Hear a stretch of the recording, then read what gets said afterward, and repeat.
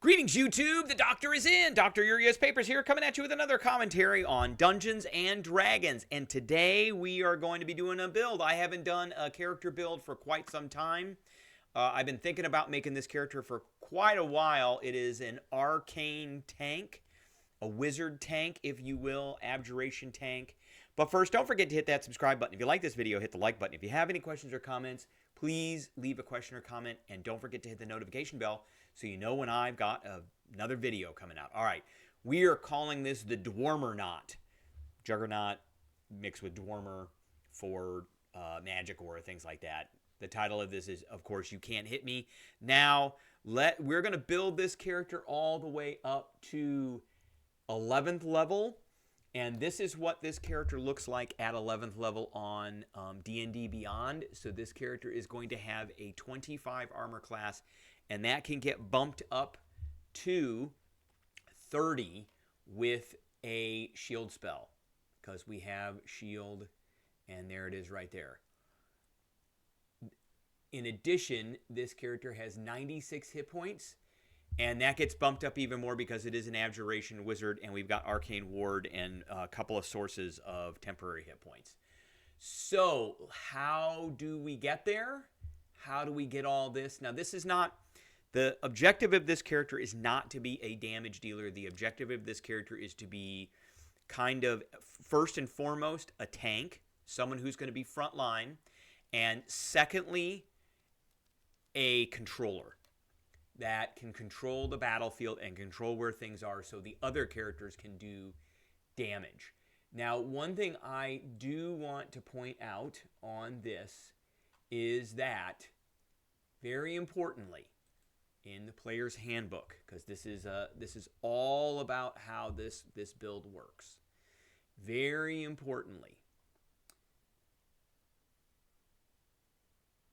spell gestures might include a forceful gesticulation or an intricate set of gestures. If the spell requires a somatic component, the caster must have free use of at least one hand to perform these gestures. So this character does not have a weapon. They have a longsword, but they will not be using it. So they have a free hand the whole time. All right, so how do we get to this? What is the build? So first level, the race that we're taking is Earth Genasi, and we're using the Origin Manager for ability scores. We're going to get a +2 to intelligence and a +1 to strength. We are taking Primordial and Common as our languages. Our background is Haunted One, and this is from Ravenloft. We're taking Arcana and Investigation as the skills, and we're going to speak an additional Dwarven and Deep Speech. We are taking the standard array for our ability scores with a Strength of 15, a Dex of 10, a Con of 12, an Intelligence of 17, a Wisdom of 8, and a Charisma of 13. Now, I took a low Constitution because eventually I'm getting an Amulet of Health. So this build is built based off of some specific magic items as well. And that will change that Con 12 into a Con 19. So I'm not really too super worried about the Constitution at this point. This character can deal with it. Intelligence is the big one. We're going to be taking some levels in Warlock, so we needed to have a Charisma of 13. Unfortunately, it is what it is. We don't really care about Wisdom so much. And, of course, we need the Strength of 15 because we're going to be wearing plate armor. So,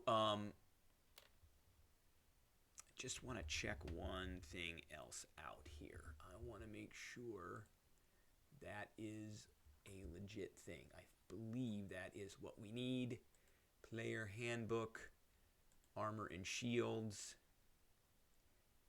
Plate armor requires a strength of 15. There you go. Okay, just to verify, in case any of you want to point that out. So that's why we've got those particular attributes. First level, we're going to get Chainmail, Shield, Longsword, and Dungeoneer's Kit. We're taking the defensive fighting style, which gives us a +1 to AC, and we get Second Wind, which is awesome. So we'll be able to use Second Wind to be able to recover hit points if we do actually get hit and do actually take any damage. and we've got a proficiency bonus of +2. At this point in time, we've got an armor class of 19, and that is because we're wearing chainmail, which is a 16. We've got a shield, which is a +2. That makes it an 18, and then the defensive style makes it a 19. So that is first level. Second level, we're taking a level in Warlock, and we're taking the Undead as our pact. So we get pact magic. We're taking Mage Hand and Mind Sliver. Mage Hand is there just as kind of a utility that we're going to have. I doubt I'm ever going to use Mind Sliver, but I wanted to take something that has some utility. We are going to take Hex. I know I did say that this was not a damage build, but I do want to put Hex on something just in case they get some strength checks, and we can get rid of those strength checks. And then we're taking Armor of Agathis. And, of course, Armor of Agathis, if we go to, we're going to go to Spells, and we want to look that up. Armor of Agathis is going to allow us to get some temporary hit points, which is really important for this build. This is one of our ways of getting some temporary hit points. So we gain 5 for the duration. It's not a concentration spell. It lasts for an hour, and then if we get hit, then if we get hit while we have these hit points, then they're going to take some damage. We're not really ever going to be upcasting that spell ever. Now, the other thing that we're getting off of this is we're getting the Undead, and that is another source of temporary hit points.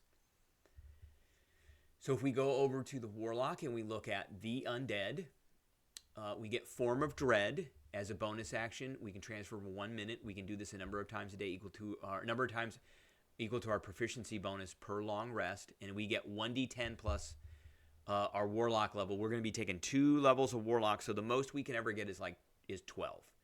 But the most important thing is once during each of your turns when you hit a creature with an attack roll, any attack roll, you can force it to make a wisdom saving throw, and if it fails, the target is frightened. Now, this is based off of charisma and not intelligence because this is a Warlock ability. And then we're immune to frighten. That's a biggie. So we can go up front, but we won't back down.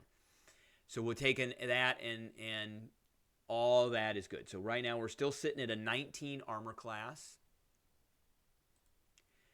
So third level, we're going to take another level of Warlock. And with this, we're going to get 2 invocations.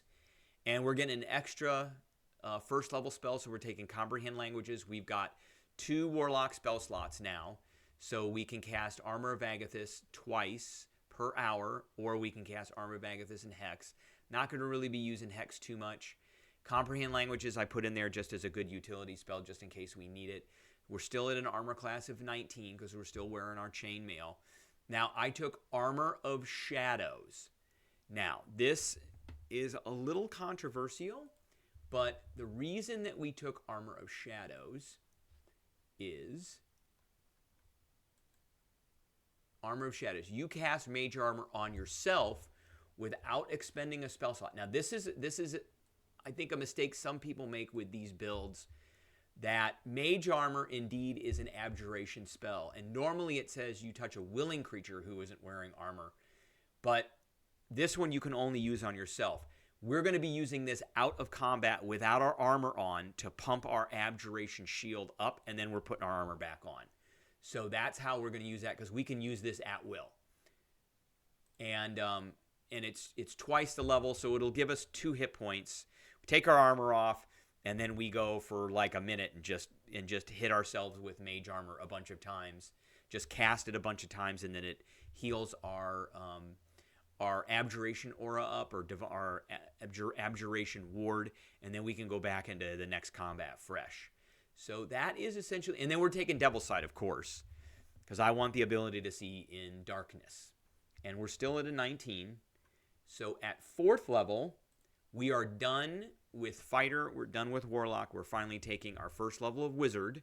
So we get spell casting, ritual casting, and arcane recovery. Those are nice, but we're not focused on those. And then we get our Wizard spell. So we're taking Shocking Grasp. As much as I hate that spell, We do need something that we can use with our free hand, because we got one free hand that does kind of a melee, a type of attack. So that's going to be one of our attack features. Now,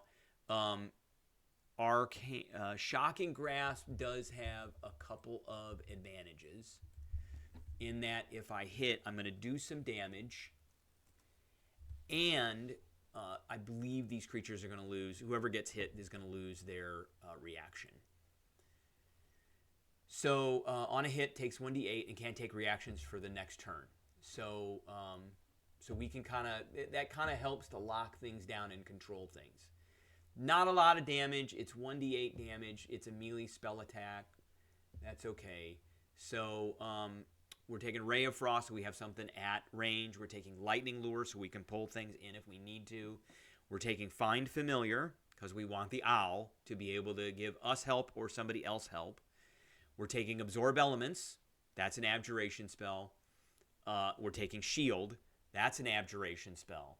So, and then we're taking Detect Magic, because I would like to be able to ritually cast Detect Magic to be able to use that in a utility manner. Still got all the same stuff for the Warlock, and we're at an AC of 19 still. So with the Shield, this now bumps up to 23, which at 4th level is very, very hard for any creature to hit at all. And then if we get hit with like a Dragon Breath or something, we've got Absorb Elements that can stop that from happening.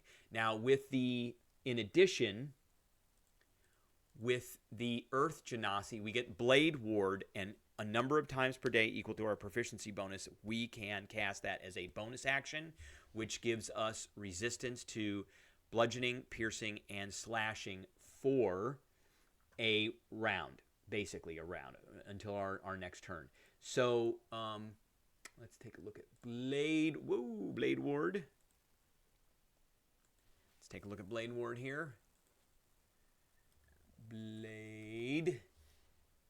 And we'll be able to increasingly use that as our proficiency goes up. Blade Ward, here we are right here. So we can do this as a bonus action twice per long rest. You extend your hand.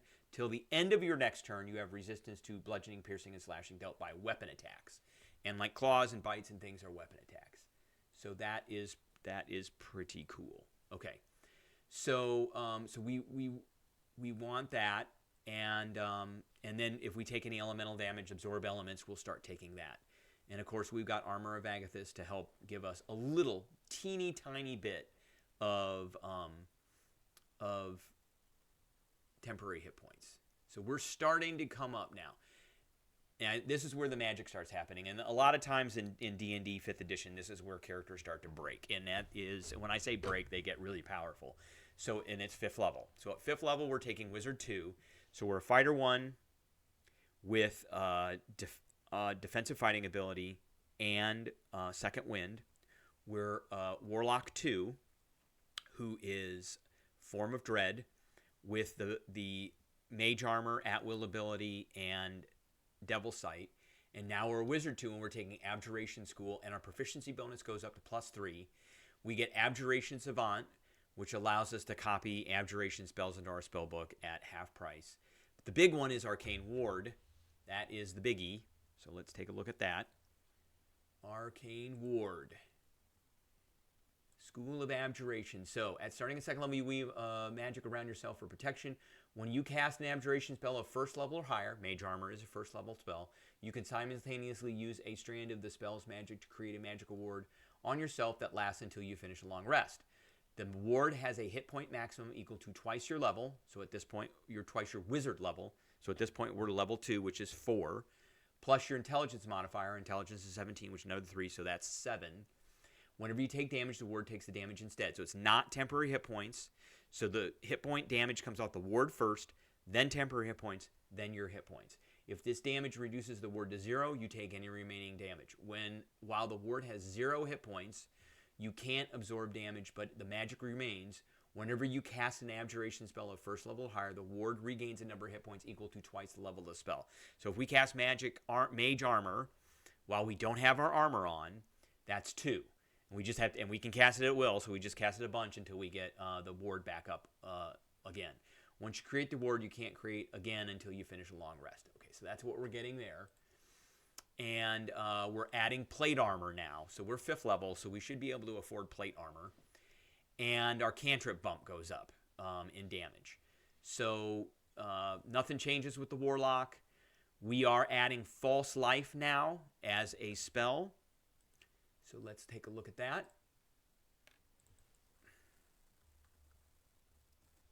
That gives us a little bit more in temporary hit points. Now, we're adding this as a wizard spell, which means we get 1d4 plus 4 temporary hit points, and if we end up casting it at a higher level, we get more temporary hit points.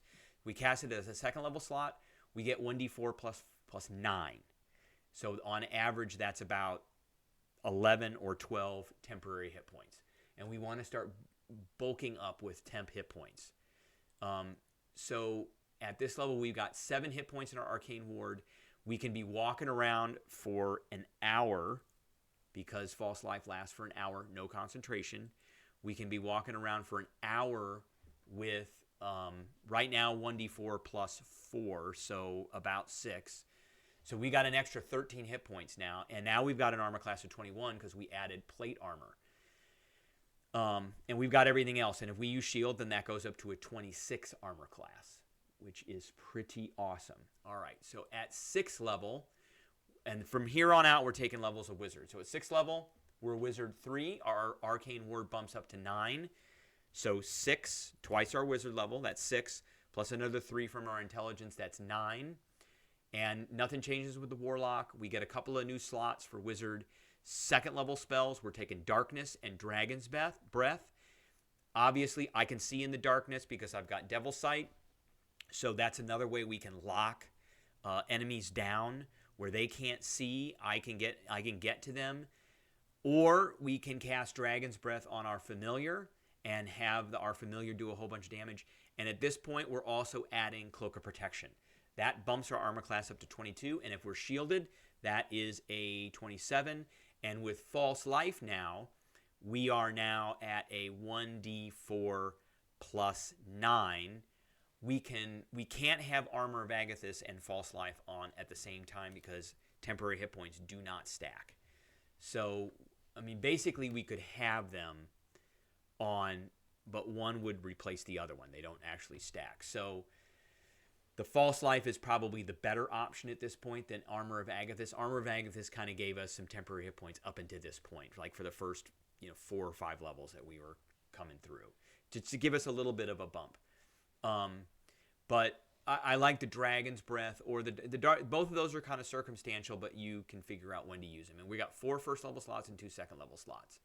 So now we're at 9 for our Arcane Ward plus another 11 if we cast False Life at 2nd level. So now we're walking around with basically an extra 20 hit points before anything goes away and they have to hit us.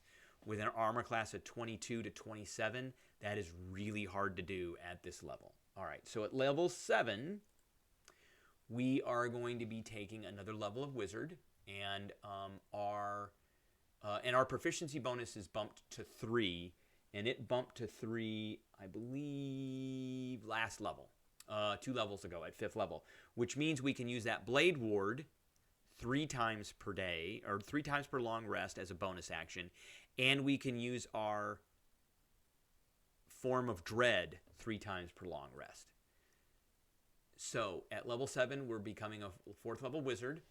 We're taking a bump to our intelligence bonus to a 19. And that now makes our arcane ward twice our wizard level, which is 8, plus another 4 for intelligence. So that is 12. And we are adding message to our cantrips just as utility. And we're adding web and see invisibility to our 2nd level spells. And we've got 3 2nd level spell slots. Really, you should be walking around with False Life almost all the time. So that's going to be, that'll be 2 2nd level spell slots.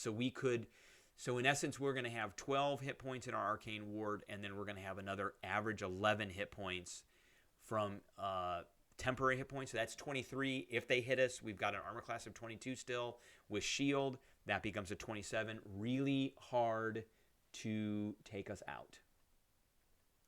All right, at 8th level, We are going to add another level of wizard. We're a wizard 5, so we do get we get Arcane Ward goes up 2 times our wizard level, which is 10, plus our intelligence modifier, which is 14.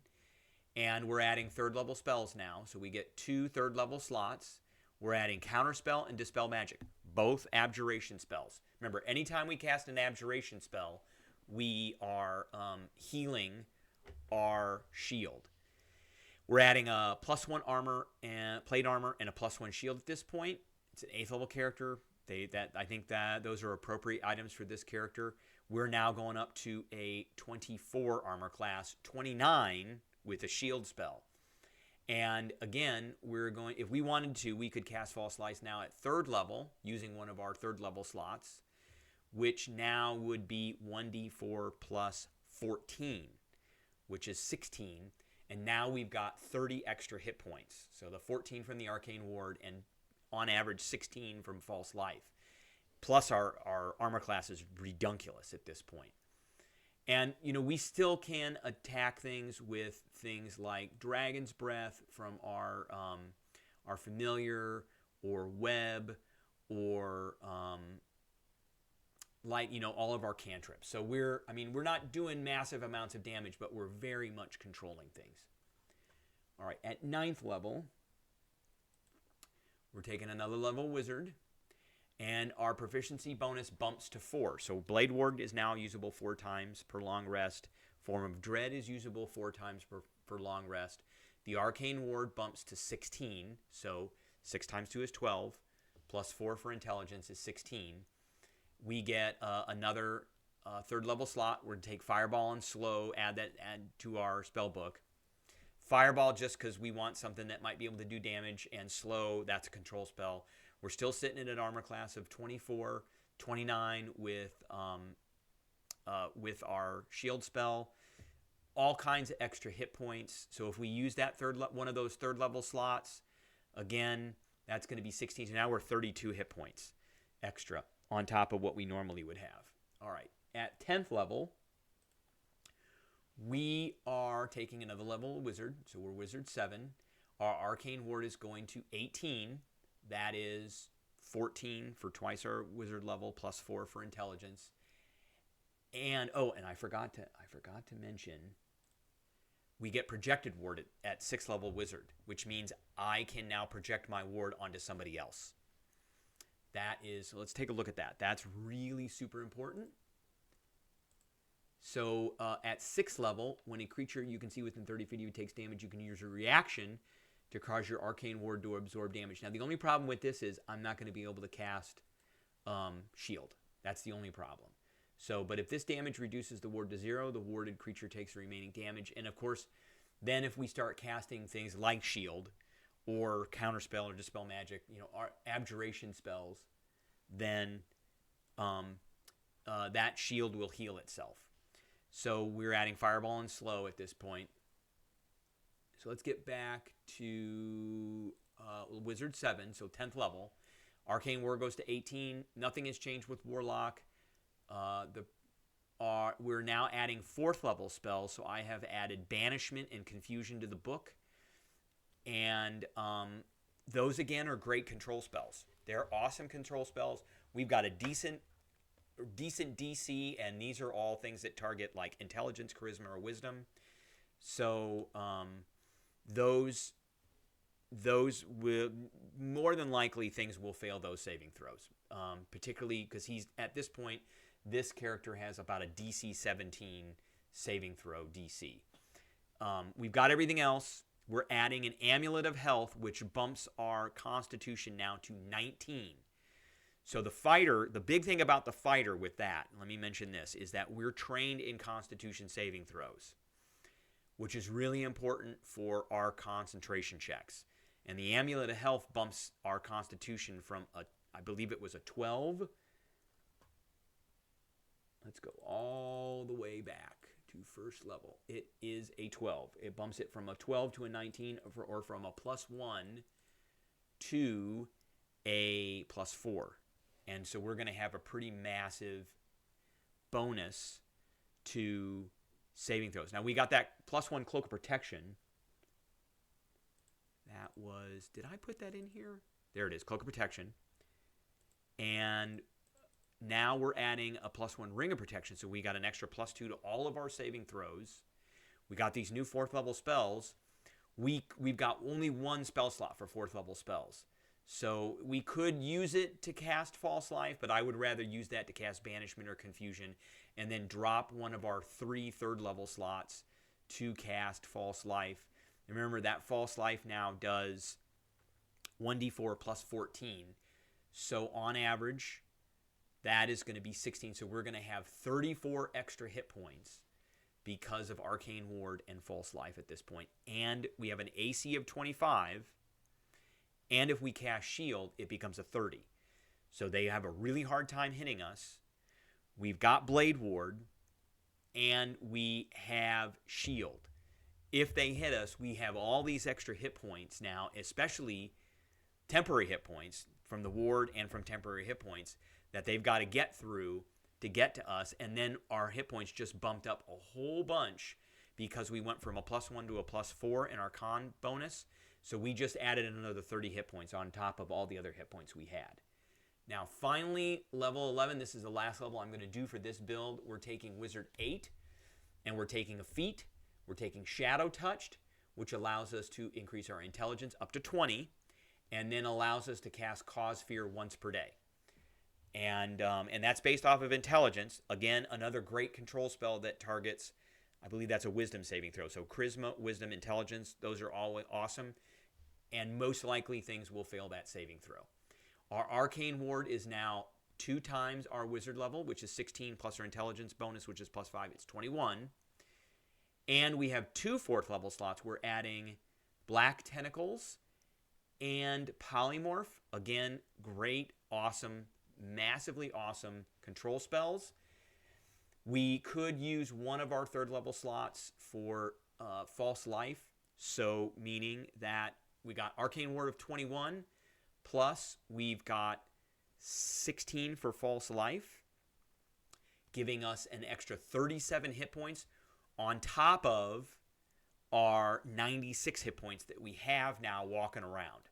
And our AC is a 25, 30 with a shield. So again, we're not doing a bunch of damage, but we have a bunch of options on locking things down and controlling things and being out in front and being able to take hit after hit after hit after hit after hit. Not really wielding a weapon, don't really care about that. You know, we can use Shocking Grasp, we can use Ray of Frost, Lightning Lure, we can hit things from our Find Familiar with Dragon's Breath, Webs, Fireballs, Slow, Banishment, Confusion, Black Tentacles, Polymorph. It's all just nasty, nasty stuff. And we can project that 21 hit points on somebody else. And anytime we cast, let's see, Counterspell, Dispel Magic, Shield, those type, and then of course outside of combat, Mage Armor, we can project that out. And then we also, anytime we cast those spells, because they're all abjuration spells, Absorb Elements, I forgot that one too, we heal that Arcane Ward. So all in all, this build is pretty awesome. And again, this is what it looks like at 11th level. So we're talking about a 15 strength, 10 dex. We don't care about dex. 19 con, 20 intelligence, and we don't care about wisdom. And then we've got a little bit of charisma, +4 proficiency bonus, 96 hit points, armor class of 25. We're immune to frightened condition. We've got a +10 to our con save. So any concentration checks we've got, we are going to, on average, you're going to roll like a 10 or 11. So we are going to be any concentration check that we have to make because they actually hit us and they actually did some damage to our hit points, we're going to make those saves pretty easily. We've got +2 on all the rest of our saving. Look at all our saving loads. 8, 2, 10, 7. Some of the other ones are not so great. Our passive perception isn't great, but that's okay. We're trained in Arcana, Athletics, History, and Investigation. We got +9, except for Athletics, we got +9, and all the really kind of important ones for a wizard. I like Investigation because that helps kind of with some traps depending on the DM, and Arcana is very good too. And of course, with spells, we've got Blade Ward. We've got Blade Ward as a bonus action 4 times per long rest. We've got a Strength 17 save for Lightning Lure. We've got a +9 to hit with Ray of Frost or Shocking Grasp. We've got a Cause Fear that has a DC 17 Wisdom saving throw.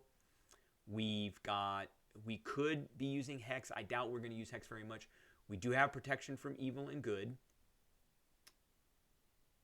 And we've got invisibility.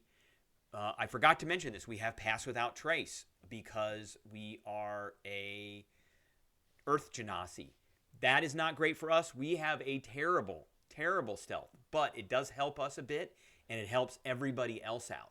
And I believe this is once per long rest. We have See Invisibility. That's a really good one. Counterspell, awesome spell. And Slow, Banishment. All of these spells are great. And then, of course, in our features and traits, we've got the Fighter with our Second Wind, which we can just heal a little bit if we ever do end up taking damage. We've got our Form of Dread, which gives us, so we can always start with some hit points, always with some temporary hit points. If our false life goes down, then you go into Form of Dread and you pop that on. And then anytime you hit something, they have to make a wisdom saving throw. It's not great, but it's a DC 13. A lot of things will have some trouble with that. We've got our Eldritch Invocations. Mage Armor gets us healing our ward out of combat. Devil Sight for when we cast the Darkness. And then, of course, with Wizard, we've got our School of Abjuration. We've got our Arcane Ward.